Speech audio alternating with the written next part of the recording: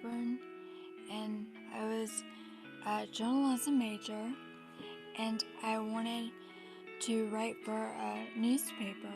On February 9th, 2008, a day I don't remember, there was a split second when my life changed. I was on I-85, and I was one exit from Auburn. I went head-on with a pickup truck.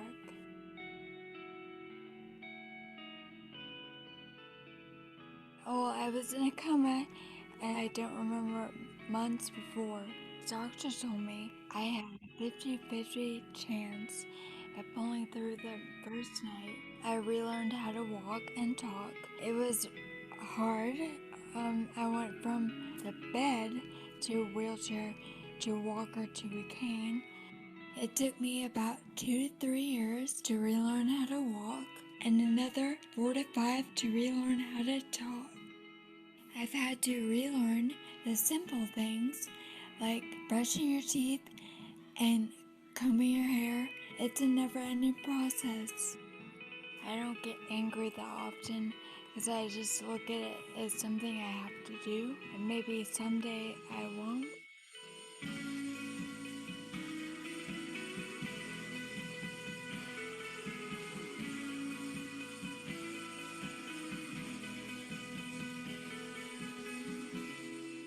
A second later is saving a life and teaching others about dangers of distracted driving. When people choose to ignore the dangers of distracted driving, I want them to envision my face. Now I'm giving speeches to various high schools. High schoolers are just beginning to drive, and they need this the most, and the reaction from the kids was amazing.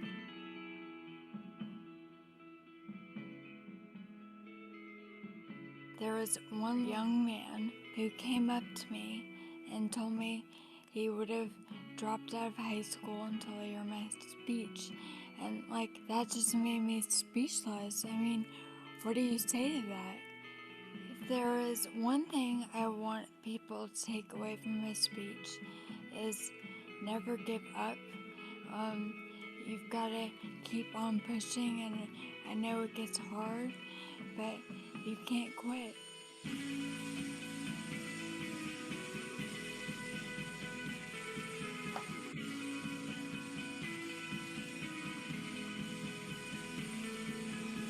One of the things I've learned since the accident is never take life for granted and appreciate the small things in life.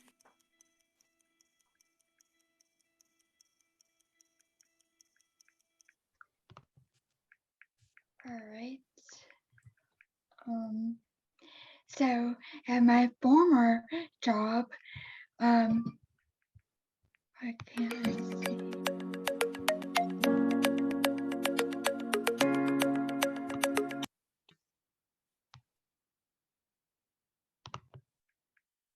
Right. In my former job, I was behind a cubicle all day, so I had no social interaction. So I got an idea to use my experiences to help others not have to deal with all the hardships that I have to deal with. So, two business owners helped me create a public service announcement that aired in numerous cities. They also helped me create a 501c3 motivational speaking company. And I speak to high schools and driving schools, which are my favorite age groups to talk to because they're all new drivers. But I also talk to businesses, nonprofits, and faith groups like churches. I also love talking to churches, but I need more exposure. So I'm not from the Orlando area, but I'm from Atlanta, Georgia. But if you could give me either some Zoom organizations to talk to, or I guess in person now that we're we're getting back. Um, that would be great. I'm also selling these magnets that say keep your eyes on the road, and they're to try to draw attention to other drivers to keep their eyes on the road. And you can choose the eye color shade that you want. You can either choose brown, blue, or green. But thanks y'all, because it only takes a second, so drive safe. And I'll put the links in the chat for those. Well, Molly, thank you very much, and what an amazing story, and I think I speak for everybody. We're in awe about your recovery, and then your decision to go out into the world and raise awareness. That's amazing. We've got a question from Josh. How are you fundraising? What kind of activities are you doing? It just through my speaking engagements and then the magnets, which I used to speak at places twice a month, but now it's like once every 3 months ever since COVID. But we're starting to get out now. And so I recently talked to a driving school in Georgia, and so we're getting back in the swing of things, but I still need as much help as possible. And then, of course, the magnets, they've aided my cause. How did you get started speaking, and how do you find speaking engagements now? Um, well, I used to email a bunch of people. Um, I used to talk through Shepherd Center. It's a brain and spinal cord injury hospital located in Atlanta, and I talk to schools, and I do it in Rotary clubs, and I do it free of charge. Um, but then I started my company and asked for a small free fee. Josh asks, have you considered leveraging or working with organizations like Mothers Against Drunk Driving that have similar goals? I thought about them, but I need a good contact because I tried emailing them and I didn't hear any response. So if any of y'all have good contacts for MAD, that would be great. I'll put my email and website in the chat. All right, great. And Trevor asked, would you need more online speaking engagements to help spread your message? Yeah, definitely, because I don't drive right now, so I love that. I don't love that we're on Zoom, but it just makes me able to travel a lot more places and get my message across the U.S. So yes, I would love them. Well, you're reaching out to us here in Orlando. Are you doing other 1 million cups around the country? I I actually have tried for a million cups in Georgia and also in San Diego, but I haven't heard back from anyone. All right. Well, I think we would all agree that this is probably a great resource to use to get your message out to communities all around the country, and it's pretty easy because you can do that all from home. Mm-hmm. Mark Hamill says there are a lot of companies developing technology to make cars smarter and safer. In many cases, people are resistant to some of these devices as they remove some individual control. Maybe stories like yours would help these technologies become more acceptable. So maybe reaching out to some of the car manufacturers or marketing companies that work with them. Yeah, I've also thought about cell phone companies with those car and cell phone, because they have those little apps now that say do not disturb while you're driving, Mhm. and that would be a huge benefit.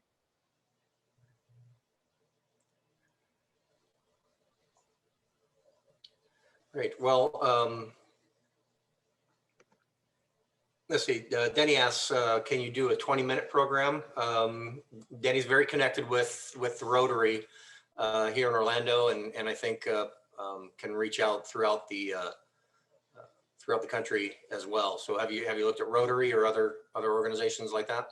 I have I looked at Rotary and Kiwanis, and I can do a 20-minute segment because that's the length of my entire speech normally.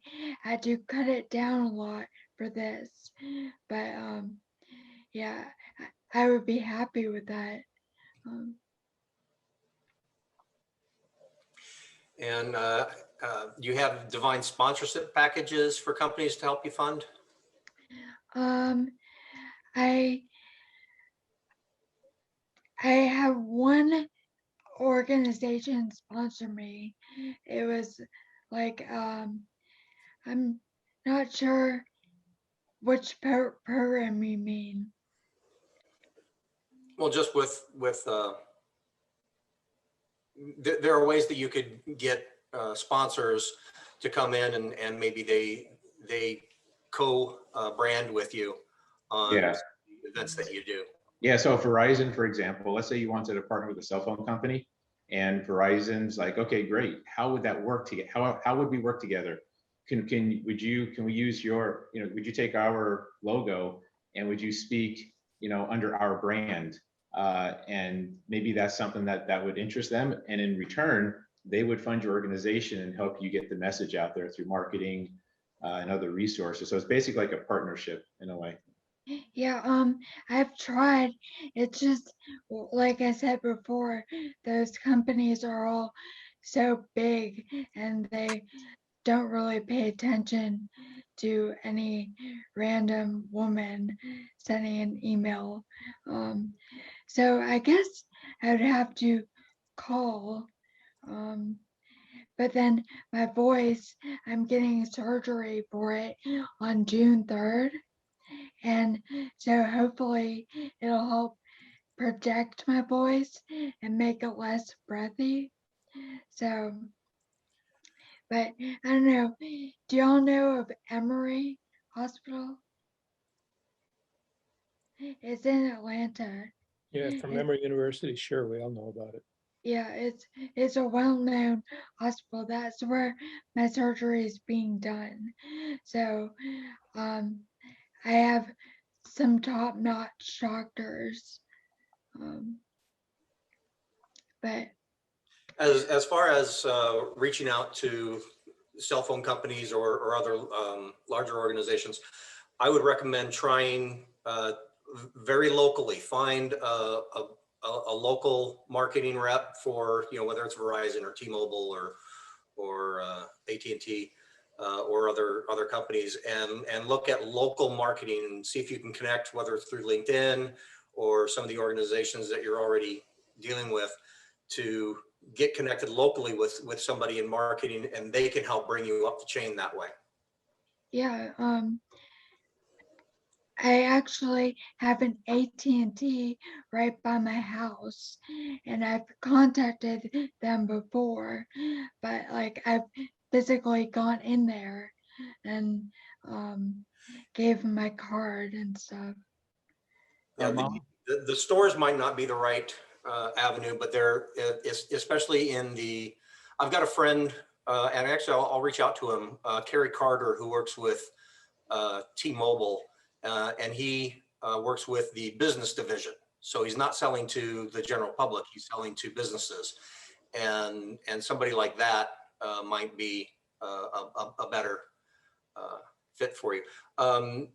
Nina asks, have you considered elementary schools? That age group is very open and impressionable. Getting them at an early age would make a big impact when they, Yeah, the youngest age I've talked to was 5th grade. I've talked to 5th all the way to senior citizens. So they're so cute and ask so many questions. But my message is pertinent to any age.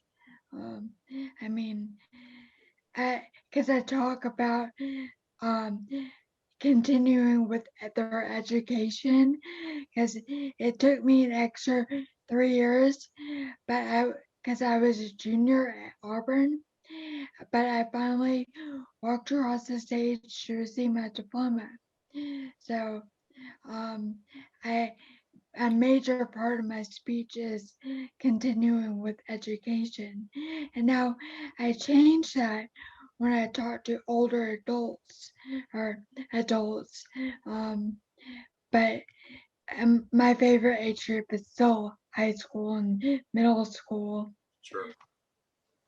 Molly, I put a contact in with Mark Murrell. He used to be a wrestler, but he deals with kids in high schools across the country. And so I left a link to his page in there, and I'll give him your email. I saved it because if anybody can put you in contact with all of that, Mark probably could. He's an incredible speaker. Awesome, thank you. Tim, did you do that to the general, to everyone in the? I will right now. Yeah.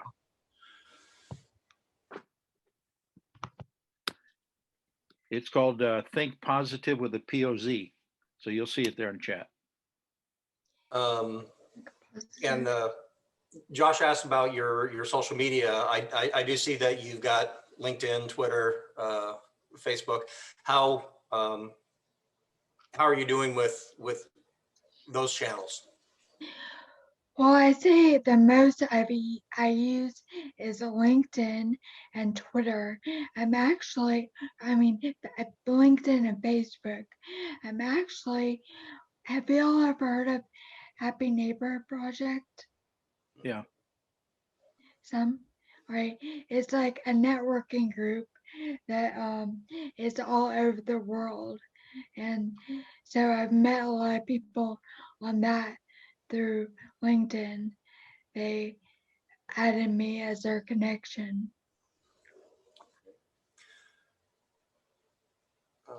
But let me see this. Think positive. Thinkpause.org is what Tim was. Yeah, that's Mark's site. And Eric asks, have you considered working with college marketing classes to promote your program? I've spoken to a couple of colleges. I've talked to Auburn, of course, and I've talked to Burnell, but I've never talked to their marketing group. Yeah, well, and that's a good idea. Become a project for a marketing course. Yeah, that's actually a really good idea. A lot of the MBA programs, they put their students into teams of 4 or 5, and they all come up with some ideas and stuff. And so if you have a class of 20 people, you may end up with 4 really good ideas to explore. Thank you. Well, I'll pitch this over to Eric for our final question, which is maybe a little redundant at this point, but yeah. It's the question we ask all our speakers, and great job, Molly. Thank you very much for coming and sharing your story. Thank you. I really appreciate it. Our question is, what can we as a community do for you? I guess what else as a community can we do for you? Well, you can order those magnets on the website that I put in the chat, or just be helpful like you are now. Give me Zoom calls or in person. Just